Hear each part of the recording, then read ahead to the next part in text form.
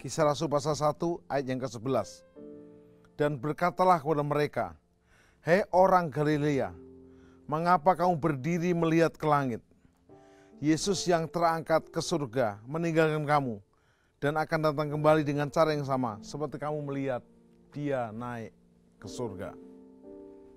Jadi tema yang akan kita renungkan dari Kisah Rasul 1 ayat 11 ini, Yesus naik akan kembali turun dengan cara yang sama. Fokus kita bukan kepada kenaikannya, tapi dia turun. Dia hadir. Dia di tengah-tengah kita. Betapa sedihnya hati murid-murid Tuhan waktu itu. Mereka baru saja euforia melihat kebangkitan Tuhan. Yesus setelah bangkit tidak langsung naik ke surga. 40 hari menyatakan diri kepada murid-muridnya. Di dalam kurang lebih 10 kali pertemuan, ditemuinya muridnya satu persatu. Thomas yang tidak percaya dibuktikan dengan tangannya yang berlubang, lambungnya yang berlubang.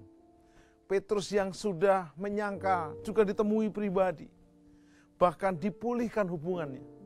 Seluruh murid yang jalan ke Emmaus, Maria Magdalena termasuk, semuanya diperbaharui, dipulihkan. Mereka senang banget Yesus bangkit dan tinggal bersama mereka 40 hari, 40 malam.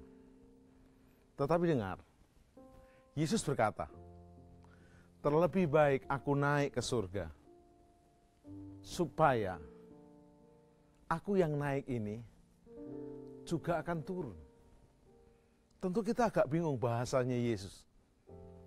Dia naik itu lebih baik. Ingat, Yesus 2000 tahun lalu yang hadir di muka bumi adalah firman yang menjadi manusia secara fisik. Yesus secara fisik ada di tanah Israel. Yesus akhirnya mati, dikuburkan, dibangkitkan. Secara fisik, Tuhan menjadi manusia. Memang pro dan kontra, banyak orang yang protes. Tuhan kok mati? Ingat, yang mati bukan Tuhannya. Tuhan yang jadi manusianya. Manusia inilah yang mati. Tetapi Yesus akhirnya bangkit karena dia memang Tuhan. Kalau Anda bingung, dengar. Kenapa bingung? Karena kau tidak percaya. Dimulai dengan percaya dulu. Saya beri contoh. Anda kalau naik pesawat pasti bingung. Pesawat dinamakan burung besi. Mana bisa? Burung ya harus terbangnya begini-begini. Tetapi kalau Anda nggak percaya, nggak mau naik, nggak akan pernah sampai. Pastikan percaya dulu, dan kau akan dibuat mengerti. Karena percaya kepada Tuhan Yesus adalah anugerah. Waktu engkau percaya Tuhan menjadi manusia, mati buat kita, maka kau akan diberi pengertian.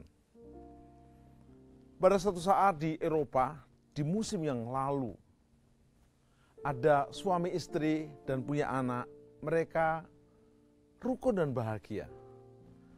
Namun ada masalah setiap Natal yang beribadah hanya maminya, ibunya, dan juga anaknya. Suaminya tidak pernah mau. Suaminya bukan pria yang galak atau garang, justru pria yang baik. Namun suaminya ini, pria ini punya logikanya terlalu kuat. Harusnya kan logika follow faith, bukan faith follow logika. Dia tidak bisa mengerti, Tuhan kok jadi manusia. Mana mungkin? Waktu istrinya dan anaknya pergi ke gereja beribadah, di Eropa yang dingin salju turun, tiba-tiba ada burung terbang yang menabrak kaca rumahnya. Oh, dia tahu burung ini kedinginan. Karena burung ini kedinginan, maka dia mencoba membuka pintu rumahnya supaya burung itu bisa masuk rumahnya. Tapi kembali burung itu menabrak, bruak. Bahkan sebagian ada yang terluka. Terus dia ngomong gini, andai kata ya, saya bisa menjadi burung dan ngomong sama burung ini, pasti dia akan mengerti maksud saya. Lalu dia tersadar, oh iya, Tuhan yang di surga supaya bisa ngomong sama manusia, dia jadi manusia. Yes, masuk akal. Maka dia tidak lama kemudian menyusul istri dan anaknya ke gereja. Selesai ibadah, terkaget-kagetlah sang ibu dan anaknya.